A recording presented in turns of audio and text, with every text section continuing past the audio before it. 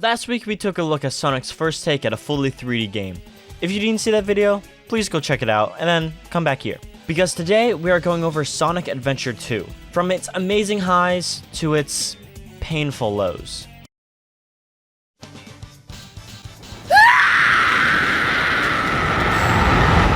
Since I plan to make a video comparing Adventure 1 and 2, I'm going to try my best to not give away which game I prefer.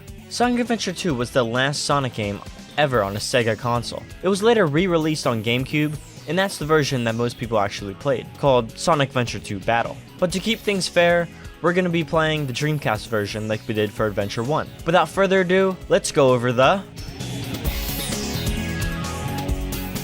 Sonic Adventure 2 has two sides to its story, the light side and the dark side, or Sonic and Shadow to put it in simpler terms. For the sake of understanding the story easier, I'm going to combine the two to make a completely coherent story. Eggman digs up some of his grandfather's old projects, one of which being Project Shadow. He then breaks into the government facility containing Shadow and releases him, and they team up to take over and extract revenge on mankind. Shadow was supposed to look a lot more like Sonic than he actually does, but the story was already written, so keep that in mind when we go through the story. Oh, Sonic! I thought I'd never see you again. I'm so glad you made it. You're not Sonic. Who are you? Shadow goes around stealing Chaos Emeralds and government technology, and everyone's pinning the blame on Sonic. So Sonic gets arrested, and he's very confused over the situation. He breaks out of the helicopter and gives us one of the best opening levels ever.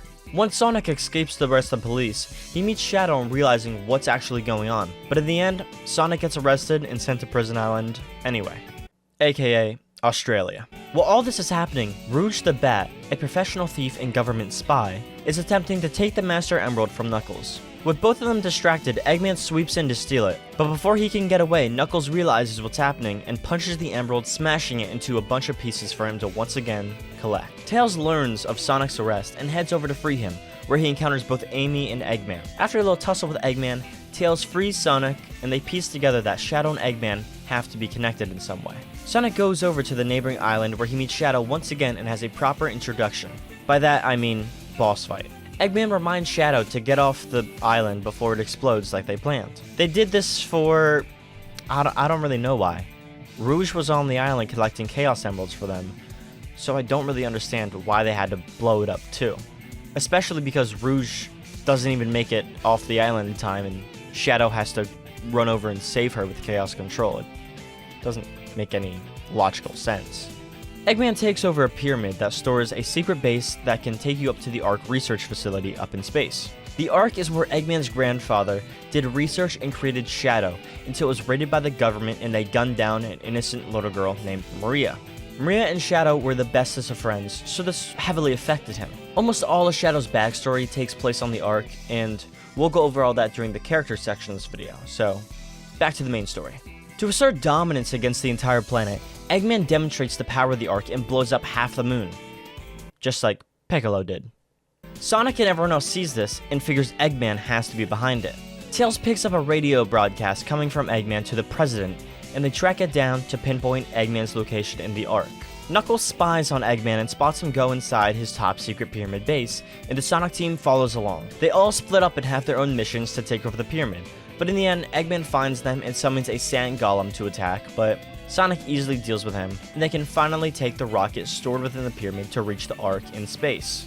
It's kind of an insane idea. While flying, Knuckles throws a temper tantrum and ends up losing all the pieces of the emerald he found so far and has to go recollect them. Instead of helping him out, Sonic and Tails track down the energy signals of the other Chaos Emeralds and plan to add a fake emerald into the mix to mess with Eggman's plans. Sonic makes it to his destination, but before he can place the emerald, Eggman captures Amy, and Sonic has no other choice than to go save her and bring the fake emerald with. During all of this, Knuckles is still out recovering the pieces of the Master Emerald, and so is Rouge. They have a little fight, and Rouge almost falls into lava before Knuckles saves her, causing her to form a bit of a crush and hand over the rest of the remaining pieces of the Master Emerald to Knuckles. And that's pretty much the end of his search for the Master Emerald. Hooray. Back with Sonic and Eggman. Eggman holds a gun to Amy's head and forces Sonic to fall right into his trap, tricking Tails into admitting that the emerald is fake. With that fake emerald, didn't you? So, how did you know it wasn't the real one? Tails! Because you just told me, Fox Boy. With this knowledge, Eggman confidently sends Sonic into space to explode and die. With his final message asking Tails to finish the fight for him and Amy to stay safe. Tails takes this to heart and defeats Eggman all on his own, saving Amy but not stopping the arc from going off. Before Sonic could explode though, he had a little trick up his sleeve. Mere seconds before detonation, he has an idea. Since the fake emerald is based off the real emeralds and holds slight chaos energy, just maybe he can use chaos control and teleport like Shadow does. To his surprise, it works, and Knuckles finds him and helps him recover before Sonic goes off to stop the arc cannon from firing. Eggman detects him on the radar and sends Shadow to stop him for a final duel between the two hedgehogs. It's unclear who comes out on top since you plays both sides and they both win, but it's safe to assume Sonic won. Tails, still unaware of Sonic's escape, sees the cannon about to fire until it fails at the last second. He then sees Sonic standing there striking a cocky pose like usual. Everything is resolved and Team Sonic has won. Or so they thought. The Ark is on course to fall from space into the Earth, destroying everything because of the chaos energy stored on board. Within that same minute, a torture tape starts being broadcast across the entire planet showing Eggman's grandfather held hostage and admitting his plans to kill and destroy everything. Eggman doesn't agree with his grandfather, even though he seemed to want the same thing just mere moments before. Both sides team up together to stop the Ark from crashing until they stumble upon the true ultimate life form. It was not Shadow, it was the Bio-Lizard. Based on the same runes that Eggman saw in Sonic Adventure 1, his grandfather made both Shadow and the Bio-Lizard based on what he saw there. Shadow takes care of what he considers an imposter, and the Bio-Lizard retaliates by merging with the Ark to ensure its crash into Earth. Sonic and Shadow team up together and go Super Saiyan for a final fight in space, swapping back and forth between the two until the fight is finished. Then, they both use their combined strength to use Chaos Control and send the Ark back into its position in space. But while doing so, Shadow gave it everything he had, and ended up losing his super form and falling back to Earth where he presumably died. Until he became so popular, Sega had to bring him back and ruin his entire character, but that's a topic for another day. Sonic comes back into the cockpit and informs everyone of Shadow's sacrifice, and they all mourn and bond. Eggman even tells Tails he misses his wife. I miss my wife, Tails. Hey yo, what the fuck? Really heartwarming. Everything seems over, until the next Sonic game, of course, where they're back to being enemies, obviously. With all that covered, let me just say, I love this story, and really hope that they do cover it in the third Sonic movie. I personally believe Sonic Adventure 2 to be the best Sonic storyline in the entire franchise, but that doesn't mean I like it better than Adventure 1, so you still have to watch that video. There is so much depth to this story that you just can't help but enjoy it. Every new character adds great value to the story, and every old character grows and gets a much needed development. So let's take a deeper look at each of the characters and figure out if they're really that good of characters. Adventure 2 follows the trend that its predecessor started, having 6 playable characters, except this game combined them into 2 stories instead of 6. Thank God. Let's start with the light side. Sonic, Knuckles, and Tails. Tails is very much the same as the last time we saw him. Tails is typically a very stagnant character. He'll show signs of growth and strength, and then the next game rolls around, and he's back to square one again. It's kinda really disappointing, but at the same time, I think Tails actually did show growth in this game, because of how many solo missions he truly went on in this game. I don't think Tails realizes how independent he already is, so maybe he just keeps regressing, or maybe Sega just isn't good at remembering what they did with his character in the last game. It's really up to debate. Knuckles is actually a lot more competent this time and does not fall for anyone's tricks. He's still very hot-headed, like when he almost crashed the rocket, but at least he bagged Rouge the Bat. Sonic, on the other hand, shows some empathy for once, because Shadow's actions are directly affecting him. In Adventure 1, Sonic managed to keep his laid-back, cool vibe up until pure chaos emerged. From the very beginning this time, Sonic shows care and even a bit of fear. We finally get to see Sonic be a leader and a teammate instead of doing everything himself. He knows that he's strong, but even he can tell he cannot beat this threat alone. And the scene where he accepts death and passes the torch to Tails is incredible, not to mention the amount of respect he held for Shadow, even when they went head-to-head the entire game. Sonic saw and admired Shadow's passion towards whatever he wanted to accomplish. There really isn't much to be said about those three, because the game really focused on Eggman and Shadow. Even their third teammate, Rouge, gets thrown to the side a bit and is used to add further depth to Shadow's character. Which is not a bad thing at all, because if it weren't for her research on Project Shadow, we wouldn't have had such a fleshed out past for him as a character. Let's not get ahead of ourselves here though. Rouge the Bat is the new anti-hero counterpart to Knuckles, having the exact same gameplay, but is still very much her own character. Like I mentioned before, Rouge is a renowned gem thief hired by the US government to infiltrate Eggman's team and study Shadow. Rouge shows a lot of care for shiny, expensive objects, but shows even more care for those around her. She obviously has a bit of a crush on Knuckles, and she has extreme worry about Shadow, because I think she knows what he went through 50 years ago on the Ark.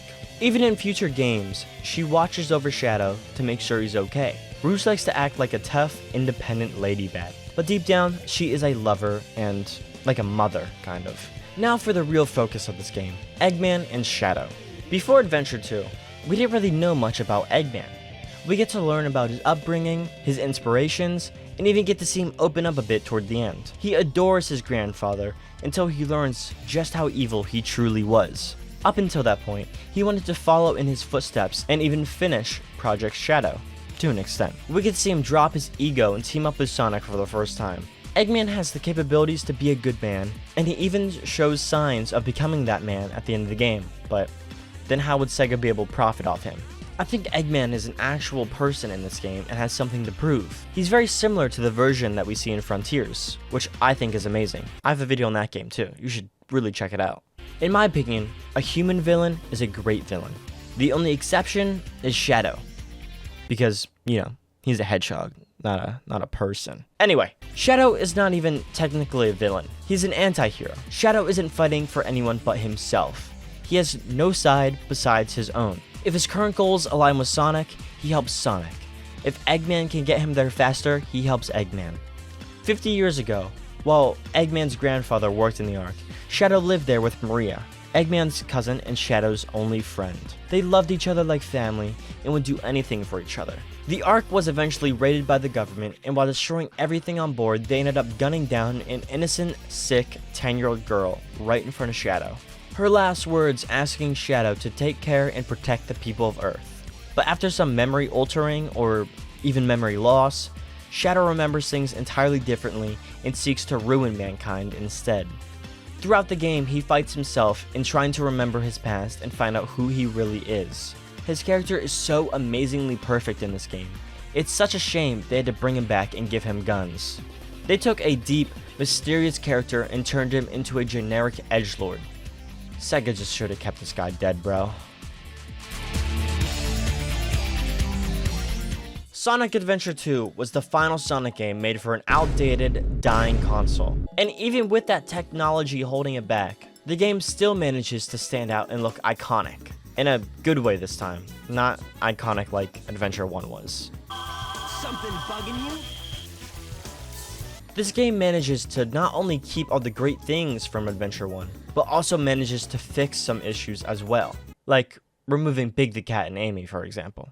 The improvements might have come from the lack of 6 different characters to animate, and instead they only do 3 characters. You may be a bit confused by that statement. Yes, there are 6 characters, but come on, they all share animations, like Tails and Eggman, Knuckles and Rouge, and Sonic and Shadow. Of course, they all still have unique moves and animations, such as Shadow's running animation, but overall they reused a lot, and that's fine. It looks great. Speaking of Shadow's running, oh my god, I could watch it for hours on end. It's not even running, he's gliding along, and it's so smooth, and it fixes his character so much. I love everything about this version of Shadow. His final design, his character, everything. But back to the animations. There really are hardly any issues I have with the animation. Some things may move too fast at times, or the choice of textures might be a bit questionable, but overall, I love the look of this game. It's universally agreed upon that this is Sonic's best look. His soap shoes are so iconic, they even got added into Frontiers. Grinding was a new addition to the Sonic games here, and to go along with that, we got the soap shoes. And the animation looks fine. It's really not that bad until you start leaning, but it's fine. Sega opted to slow down Sonic's jump animation and show his full body during the jump instead of just a blur of colors, which I actually like a lot. Every movement just has a little bit more detail to it. A whole lot of slight changes, but huge in the looks department. I love the way he goes spread eagle to recover from a homing attack and prepare for the next. Tails and Eggman are kind of boring, but that doesn't mean they were animated poorly. I do miss running around as Tails instead of as a mech suit, but I guess people really liked Gamma's gameplay in Adventure 1. And meanwhile, Knuckles is still identical to his Adventure 1 counterpart besides his obvious polygon upgrade. Rouge does have a kick animation, which I don't like, actually. It reminds me of Tails' tail smack animation, which was also ugly, so I don't know why they brought that back. Overall though, Sega did insanely well for the limitations on the Dreamcast, and I can't help but admire them for that. One thing I can question them on though is the... Sega took notes from what did and didn't work in Adventure 1. So everything in the sequel should be amazing, right? Well, kinda, but also no. Let me break it down into the 3 different playstyles this game has. Speed, mech, and exploration. Sonic and Shadow are obviously the speed style, and they are very engaging and fun. The biggest issue I would ever have with them is that going into a roll would actually end my sprint and I'd lose all my momentum. Or an enemy would spawn on top of me while I'm going as fast as possible and also kill all my speed and sometimes just kill me. It really confuses me why Sega would decide to have enemies spawn directly in the way of the player so often in a game about going fast and running past everything. I don't want to slow down and deal with a robot, Sega. I want to have a good time on the stage. Giving Sonic a full stage of rails is honestly such an amazing experience every time I play it. There is so much room for experimentation and to try a different skip or a different route to take. It's such a perfect stage. Shadow gets something kind of similar, but instead of rails, he has these weird gravity pillars that you have to bounce from. It's actually not as fun, but it's really unique and still engaging. The mech gameplay, on the other hand, is not so engaging. Gamma was a unique and new way to play a Sonic stage, but when it's done about 10 more times, it just gets boring. Sega didn't add any new mechanics for the mechs, nor did they keep the awesome animations. It's just a lot of pressing the X button a lot and floating over gaps. It's not a part of the game I look forward to. But by far, the worst of the 3 playstyles is the exploration. I have never felt such a headache, never felt so nauseous, never felt so frustrated while playing a Sonic game until I played this. If you watched my last video, you're probably a bit confused, because I said I actually really liked the Knuckles levels. And yeah, I did. But for some unknown reason, they decided to have the player find 1 shard at a time instead of being able to find all 3 at once. Who knew such a minor change could ruin something so drastically? Not to mention just how flat out annoying some of these stages were designed. A time stage, a drowning simulator, and everyone's favorite, a stage that not only has awful gravity mechanics, but also all the hints are backwards. Like, come on, man. Did you play through these levels, Sega? Did you get to experience this firsthand like we did? This is a platformer game, not Uncharted. I am very grateful for the removal of Big the Cat and Amy as playable characters, but also very confused as to why they had to ruin the exploration levels. Whenever I go back and replay this game, I really only look forward to the speed stages, and I don't think I'm alone in that. Sonic is known for many things, mainly negative if we're gonna be honest. But the main positive takeaway people have from Sonic is the constantly banging soundtrack. And obviously Adventure 2 had to not only follow that trend, but raise the bar. Opening up your game with the city escape stage was one thing, but the song to go along with it is a whole nother demon. I want to play the track, but I'm deeply afraid of copyright, so sorry. The vocal tracks don't even single-handedly carry the soundtrack either. Every stage's theme is either fun, fast, or chill. There's never a dull moment in this OST. It's usually looked down upon to casually listen to a game OST in public, but if you played this game or heard the music, you'd understand why I do it so often. The main theme was once again done by Crush40, so that speaks for itself. If I had to pick a favorite track, I think it would be Shadow vs. Sonic Final Boss Fight. Something about those opening drums just gets to me. Listening to this is like taking a time machine back to the peak of the late 90s, early 2000s music. The only downside to this OST is the Knuckles Haunted Pumpkin stage theme. That one pisses me off. I think it's because of how annoying the stage is for me though. So, I don't know. Overall though, this is definitely in the top 3 of Sonic OSTs.